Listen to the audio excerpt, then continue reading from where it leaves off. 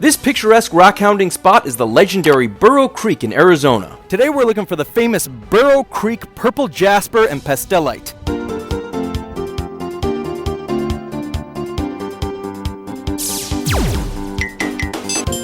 Pretty cool. So here's what the road looks like. I just want to show you this because it's probably an hour and a half drive into the collecting site, and I want you to know if your car can take it or not. I made the drive in a Honda Hybrid, but I'm a little crazy. So your rockhounding journey is going to start just north of the Clay Hills area. Not in the Clay Hills area, that's a protected spot. You gotta go just north of the boundary. And if you do, that's where you're going to find this green Mexican onyx. You probably won't recognize this rock right away, but I guarantee you've seen it before. Have you ever seen a vase that looks like this, or a chess set, or one of these animal carvings? Well, this is all made out of Mexican onyx. And Mexican onyx is actually a calcite mineral. It is very soft, which makes it easy for carving. Which is probably why you see so many carvings made out of Mexican onyx. Mexican onyx comes in many colors. You can find it in greens, yellows, browns, sometimes even red. But in my opinion, the best specimens have the most colors. Now there is a lot of stuff here, so I want to be discerning. I don't want to pick up everything I find. So I'm going to focus on picking up really unique color or banding patterns. So you can see this one. Here's an example of something that doesn't really have a lot of color.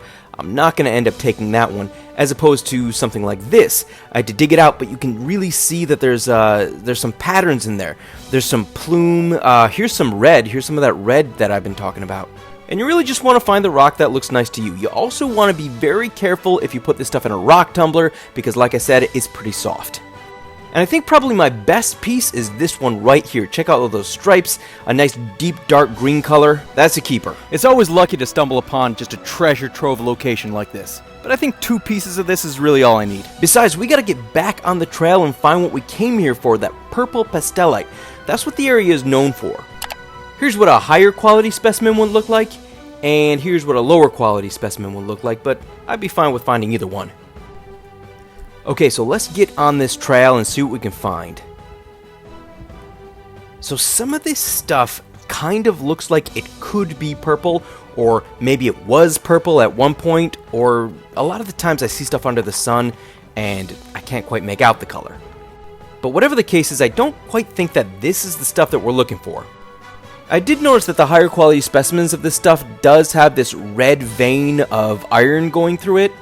And that's kind of there, but I'm not seeing that deep purple color. Which could mean anything. Maybe it's supposed to show up after you polish it. There's a lot of rocks that are like that.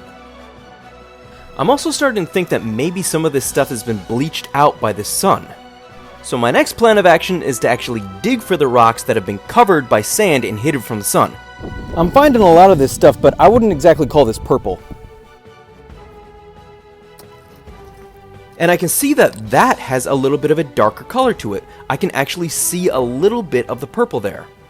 This happens with a lot of other rocks and minerals. Things just get bleached out by the sun, like fluorite and certain kinds of amethyst. But it looks like if I really want to find some decent rocks today, then I'm gonna have to dig.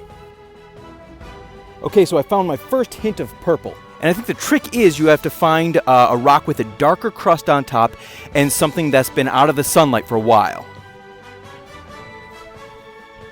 So yeah, we're just finding a lot of bleached out material here. Some pale blues, some greens. This one's pretty good. You can see it's got that red iron streak in the middle there, and you can actually make out the purple color.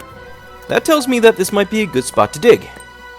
And I didn't bring a shovel way out here, so I'm gonna have to make do with my rock pick. So let's see what we got here. Alright, that's looking better. And this one's better still. Check it out. You can really see some of that purple there. Now we're getting it.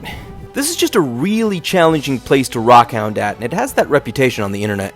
This piece right here might be good. You can really see those red veins of iron in the middle, and a little bit of purple. Again, I'm just really banking that all this stuff is just going to come out crystal clear and perfectly purple in the rock tumbler. Fingers crossed. Okay, I'm going to keep hiking here down this trail, and I'm going to come up with what I think is my best piece of the day, and that is this one right here. Check that out. That is the darkest purple with red iron. So what you want to look for are the ones with the darker crust on the outside, something that hasn't seen the light of day and hasn't had the color bleached out of it. Plus, all the good stuff really tends to have these red line inclusions through it, so if you see these red lines, that's also a very good sign. So again, this was a very long drive off the main road and hike to get the collecting site, probably 2.5 hours. But if you want that Burro Creek purple, you gotta put in the miles. Rockhounding Burro Creek. Pretty cool.